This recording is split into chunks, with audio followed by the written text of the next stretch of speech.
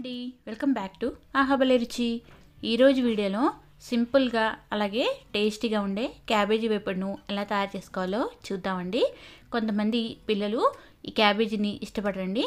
ఒకసారి పిల్లల నుంచి పెద్దవాళ్ళ వరకు అందరికీ నచ్చే విధంగా క్యాబేజీ వేపుడును ఇలా చేసి పెట్టండి. చాలా ఇష్టంగా తింటారండి. ఇది రైస్లోకైనా రోటీలోకైనా చాలా బాగుంటుంది. ఒకసారి ఈ వీడియో చూసి తప్పకుండా ట్రై చేయండి. ముందుగా ఈ క్యాబేజీ వేపుడు తయారు చేయడానికి ఇక్కడ నేను మీడియం సైజ్ ఒక క్యాబేజీ తీసుకున్నాను. ఇక్కడ సన్నగా కట్ చేసుకొని పెట్టుకున్నానండి. ఇలానే కట్ చేసుకొని ఒక గిన్నెలోకి పెట్టుకోండి. ఇప్పుడు ఒక గిన్నెలోకి 1/2 కప్పు వరకు పెసరపప్పుని తీసుకోవాలి. ఈ పెసరపప్పుని 1 లేదా 2 సార్లు శుభ్రంగా కడిగి తీసుకోవాలి. ఇక్కడ నేను 2 సార్లు శుభ్రంగా కడిగిన తర్వాత కొన్ని నీళ్ళను వేసి నానబెట్టుకోవాలి. ఈ పెసరపప్పు ఒక అరగంట సేపు నానబెట్టుకున్న తర్వాత స్టవ్ మీద పెట్టి ఒక పొంగు వచ్చేంత వరకు ఉడికించుకోవాలి. అంటే జస్ట్ పప్పు ఉడికిపోవాలి, మరీ మెత్తగా అయిపోకూడదు, పప్పుగానే ఉండాలి. ఉడికితే సరిపోతుంది. దీన్ని స్టవ్ ఆఫ్ చేసి నీళ్ళు వంచేసుకొని పక్కన పెట్టేసుకోవాలి. ఇప్పుడు ఒక ప్యాన్ పెట్టుకొని ప్యాన్లోకి ఒక 3 టేబుల్ స్పూన్ల వరకు ఆయిల్ వేసుకోవాలి. ఆయిల్ కొంచెం వేడయ్యాక ఆవాలు 1 టీ స్పూన్, జీలకర్ర 1 టీ స్పూను, పచ్చనిపప్పు కూడా 1 టీ స్పూన్ వేసుకోవాలి.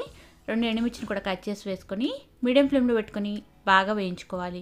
పోపు దినుసులు బాగా వేగిన తర్వాత సన్నగా కట్ చేసుకున్న ఒక పచ్చిమిర్చి, ఒక ఉల్లిపాయ కూడా కట్ చేసి వేసుకోవాలి. కొద్దిగా కరివేపాకు వేసుకొని మీడియం ఫ్లేమ్లో పెట్టుకొని ఉల్లిపాయలు బాగా వేయించుకోవాలి.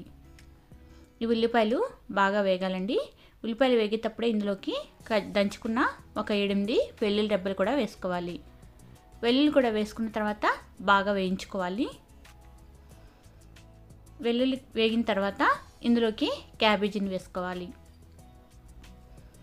ఇలా క్యాబేజీ మొత్తాన్ని కూడా వేసుకోవాలి. క్యాబేజీ వేసుకున్న తర్వాత మీడియం ఫ్లేమ్లో పెట్టుకొని బాగా కలుపుతూ దగ్గర పడేంత వరకు ఉడికించుకోవాలి. ఈ క్యాబేజీ కొంచెం ఉడికాక మనకి ఇది దగ్గర పడిపోతుంది. దీనిలోనే ఒక 1/2 టీ స్పూన్ పసుపు, ఒక 1.5 టీ స్పూన్ వరకు ఉప్పు వేస్తున్నానండి.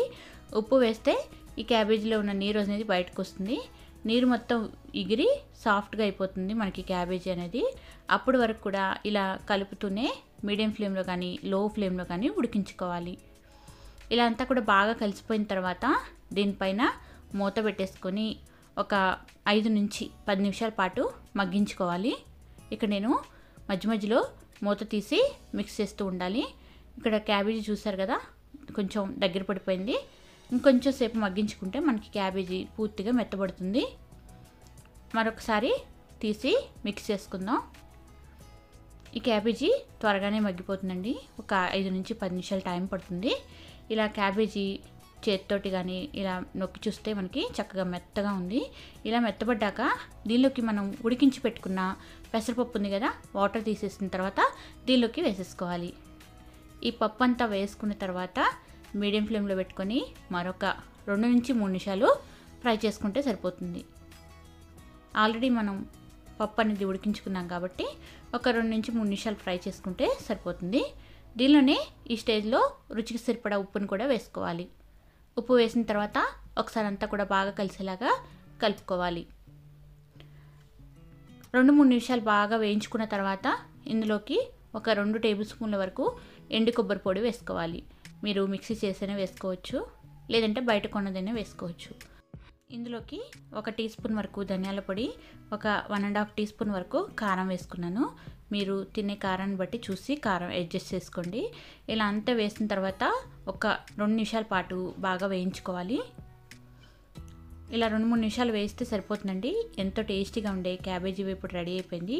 తప్పకుండా ట్రై చేయండి. మీకు కనుక ఈ రెసిపీ నచ్చినట్లయితే లైక్ చేసి మీ ఫ్రెండ్స్తో రిలేటివ్స్తో షేర్ చేసి సబ్స్క్రైబ్ చేసుకొని పక్కనే ఉన్న బెల్ బటన్ కూడా క్లిక్ చేయండి. Thank you for watching.